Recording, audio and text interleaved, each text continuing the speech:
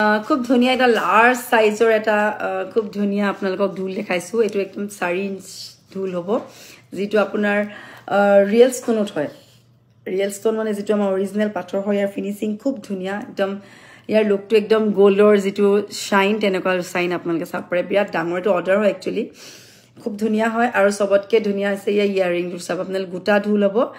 এনেকুৱা ডাঙৰ সাইজৰ এটা ঢোল হয় ৰিয়েল ষ্টোনত আপোনালোকে যদি অৰ্ডাৰ দি এনেকুৱা ৰিয়েল ষ্টোনত ডাঙৰ হেভি সেট এটা আমি বনাই দিয়া হ'ব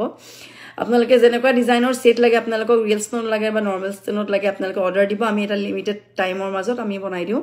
এটো খুব ধুনিয়া চাব পাৰে